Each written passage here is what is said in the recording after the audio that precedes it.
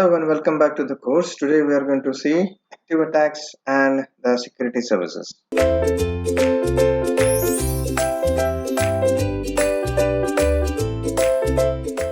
As far as the active attacks are concerned, they are different from the passive attack in terms of making the message modified and creating the new message by the attackers.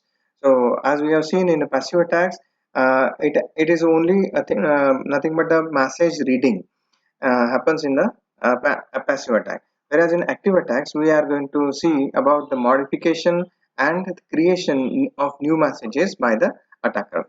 Now, it is very difficult to prevent this particular attack, but it is very easy to detect it.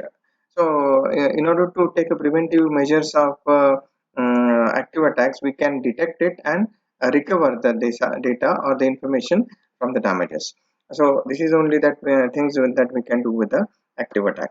There are four ways to categorize this particular active attack. First is a masquerade, second is a replay, third is a modification of the messages, and last one is a denial of services. So first type we will see. Suppose Bob and Alice are communicating with each other over the net, but Bob has not sent any message to the Alice.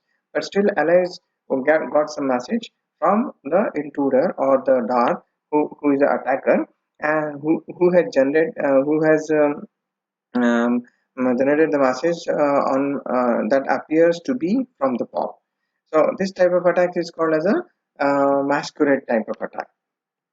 Second type of attack is a replay, in which we can say the Bob is communicating with Alice and send one message over the internet, whereas the Dart has captured this message from the Bob to Alice and later replay the message to the Alice, same message to the Alice. So there is a delay in delivering of the messages. So this kind of attack is called as a replay attack. And next one is the modification of the message attack. That means when we say the Bob has generated some message to be delivered to the Alice that hi Alice, we are going to meet tomorrow at 4 p.m. At Taj Hotel. So this message will be captured by the Dart attacker and it modifies the message from the Bob that hi Alice, we are going to meet tomorrow at 2 p.m. at Hotel Lee Meridian. So this modification is being done and sent to the Alice. So Alice will get a wrong message. So this is happening because of the Dart, which is attacker, and which is capturing the message, modifying the message, and sending towards the destination address.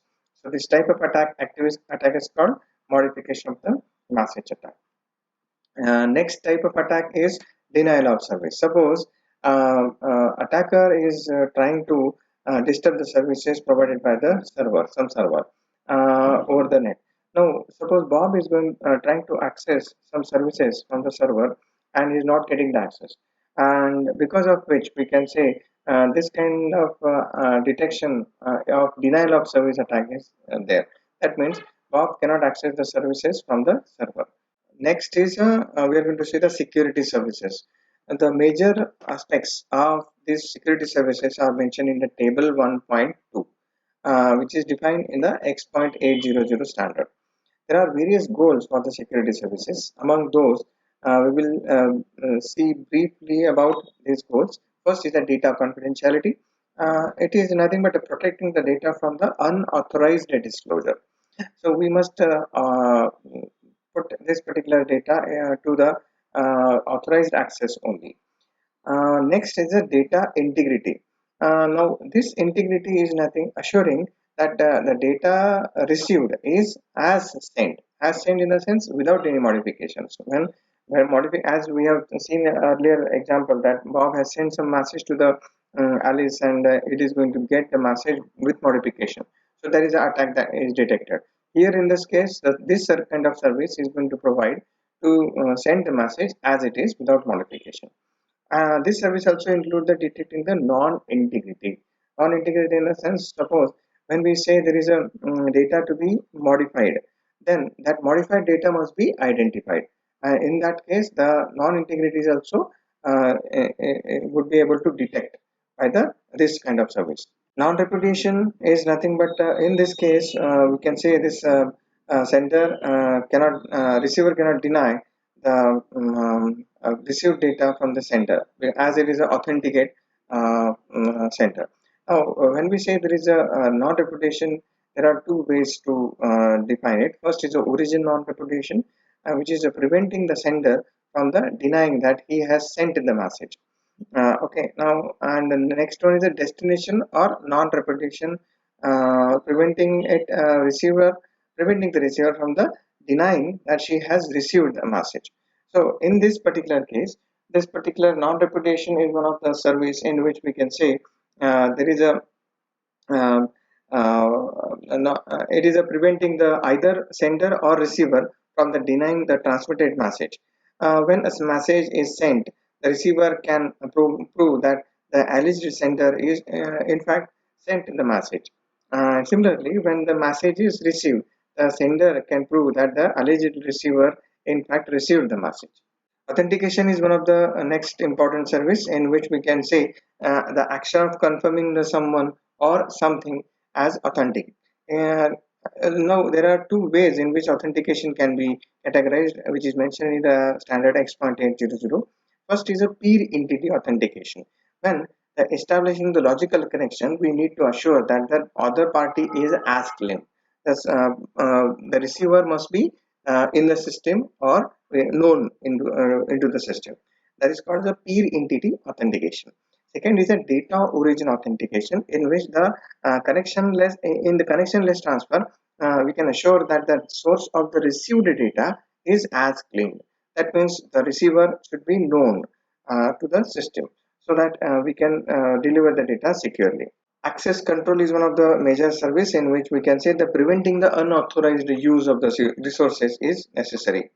For this is related with the stored data, because the stored data can be accessed by the any other attacker into the network and trying to steal the data. But preventing that attack is necessary, which is unauthorized, and resources must be kept secure. Next service is availability.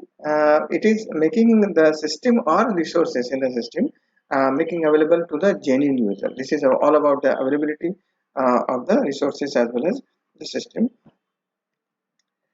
System security mechanisms. So it is mentioned in the table 1.3 in the William Stelling book.